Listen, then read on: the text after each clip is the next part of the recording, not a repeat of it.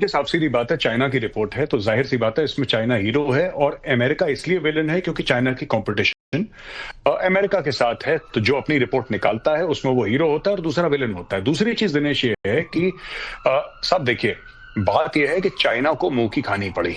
ये बात सच है, चाइना बिल्कुल सामने तो नहीं आया लेकिन चाइनीज इक्विपमेंट सारा का सारा फेल हो गया, चाहे वो HQ9 हो, चाहे वो PL-15 हो। हम लोग आपके प्रोग्राम में एट लेंथ डिस्कस कर चुके हैं कि क्या क्या चाइना का फेल हुआ, क्या क्या चाइना का एक्सपोर्ट वाला वो क्रैश हो गया।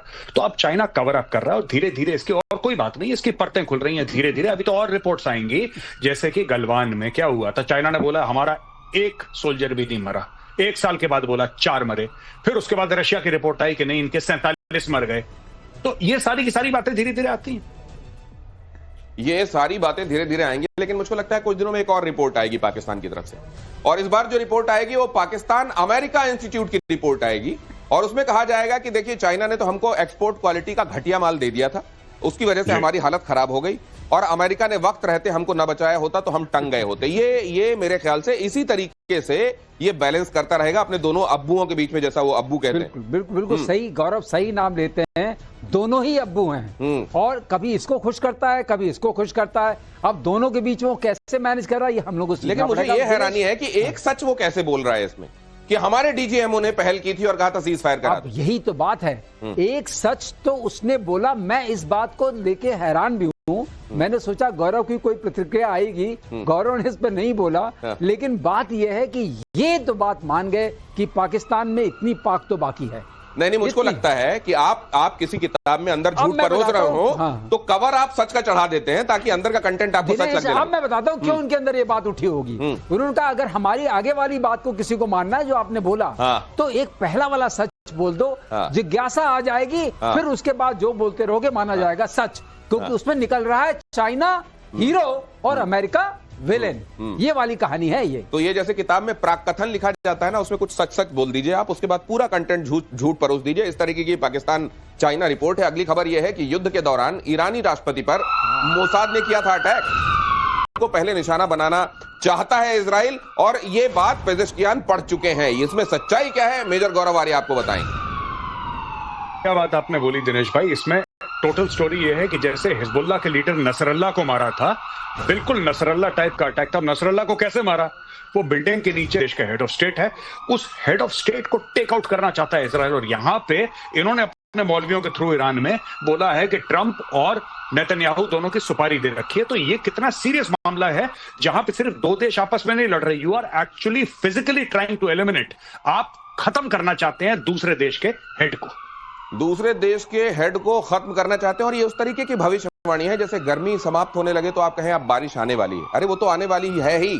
वहां का हर एक महत्वपूर्ण व्यक्ति इजराइल के निशाने पर है, वो जो इस समय के डिस्पेंसेशन को चला रहा है। अगली खबर यह कि ईरानी राष्ट्रपति पेजेश्कियान के लिए मोसाद ने बनाया था नसरल्ला प्लान, ये जिसकी चर्चा अभी मेजर गौरव आर्य कर रहे थे। इनमें फ्यूल का संकट आ गया, तेल का संकट आ गया, उसमें कोई प्रॉब्लम हो गई और उसको निकालना पड़ा वो रिफ्यूलिंग रिफ्यूलिंग कराने के लिए। F-15 के मार्केट के लिए एक और बुरी खबर है। ये बहुत बुरी खबर है। उसके बाद क्या हुआ, जो इनको ऐसी लगी, अदरवाइज इन्होंने ऑलमोस्ट अचीव कर लिया था। ये क्या टारगेट कर रहे थे, सारे एग्जिट्स, सारे एंट्रेंसेस, इनका वेंटिलेशन सिस्टम, इनका पावर सिस्टम, सब टारगेट पे था और पूरा टारगेट हो चुका था। लेकिन वो लास्ट मिनट जिसे कहते हैं ना, वो चूक सी हो गई, और इस चूक की वजह से अब खंडहर गिरे और हर चीज को सुप्रीम लगाते हैं। ये मीटिंग कौन सी थी, नेशनल सिक्योरिटी काउंसिल की, उसके आगे सुनने में आया है कि मदर कंपनी ने अपने वहां से हटा दिया इसको सामने से।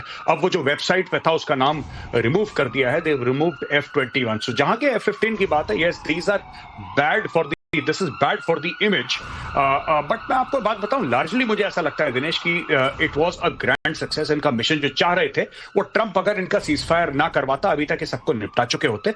जहां तक मुझे ऐसा लगता है कि वेपन सिस्टम्स बहुत ज्यादा हार्शली जज भी होते हैं, क्योंकि वो उनको तब काम करना होता है जब जिंदगी और मौत का सवाल है।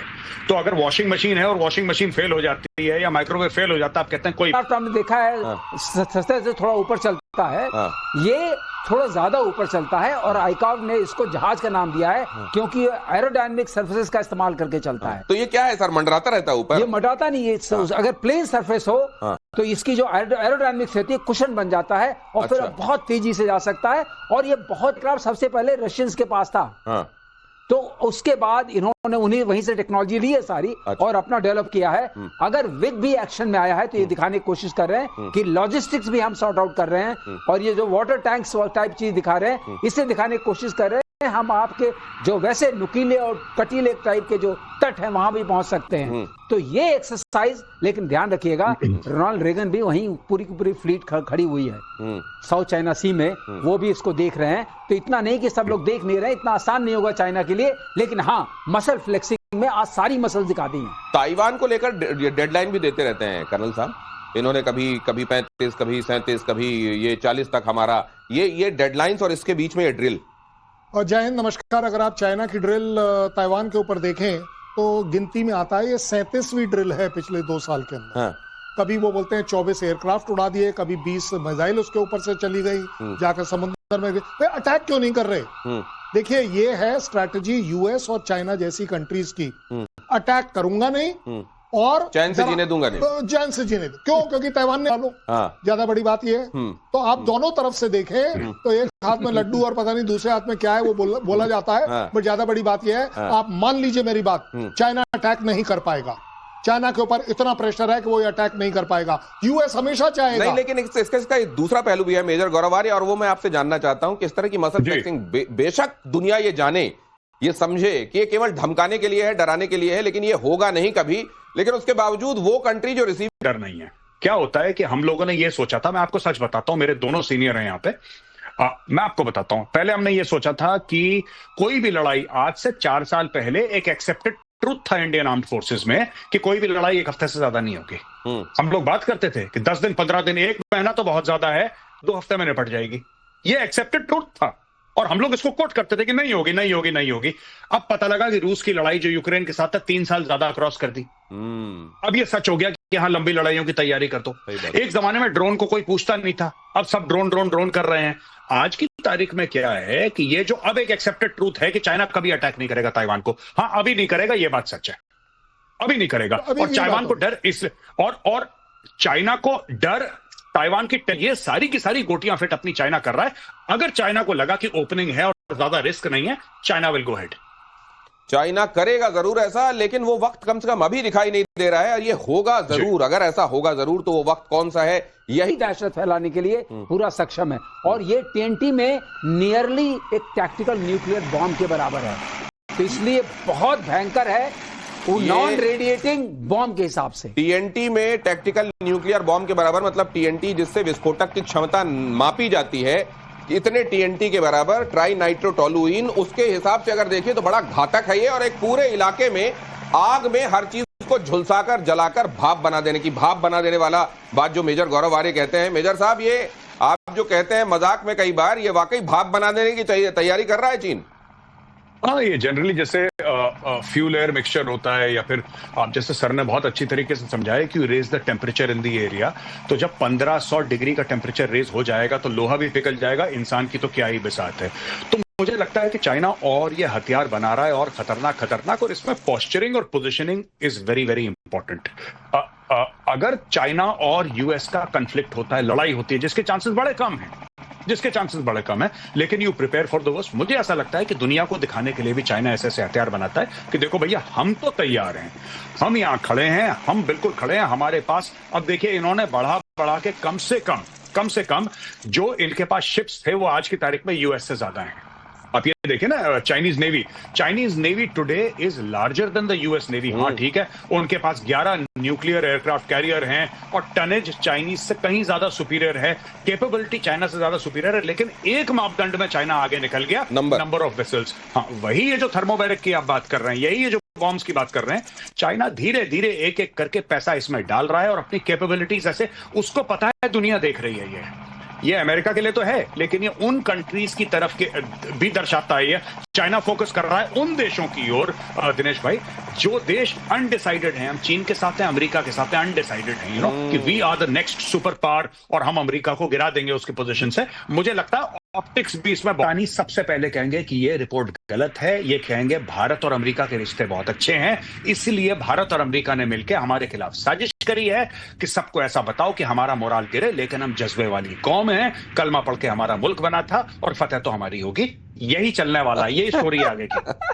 कर्नल साहब, एक बहुत बड़ी बात है, देखिए, मुझे नहीं पता, मैं वेस्टर्न मीडिया का कोई बहुत बड़ा फैन नहीं हूं और स्पेंसर के स्पॉन्सर, बट अपने आप में इस समय पूरा वेस्टर्न मीडिया पागलपन में छाया हुआ है कि अब एक एक कर जो इंडियन मीडिया ने चीजें कही थी, जो प्रूफ दिखाए गए थे, वो प्रूव होते चले जा रहे हैं कि वो सही है। और तभी आप देख रहे हैं आज पाकिस्तान की आवाम पूछ रही है, अगर आपने जीता तो क्या जीता। मैं मानता हूं उन्होंने जीता, और मैं हर बार बोलता हूं उनकी जान बच गई, लाखों पाए। जान बची तो लाखों पाए। और ईरान इजराइल युद्ध को लेकर एक बड़ा खुलासा आपके सामने रख रहा हूं। पाकिस्तान ने ईरान को पहले ही चेताया था। पाकिस्तान ने कहा था कि राइजिंग लायन होने वाला है, ऑपरेशन को लेकर चेतावनी दी थी ईरान को। ईरान ने पाकिस्तान ईरान के साथ चलना चाहिए। कोई कहते हैं कि यार मजहब बात की बात है, पहले डॉलर गिन लो, ये भी है। तो क्या किसी पाकिस्तानी ने वार्न करा होगा ईरान को?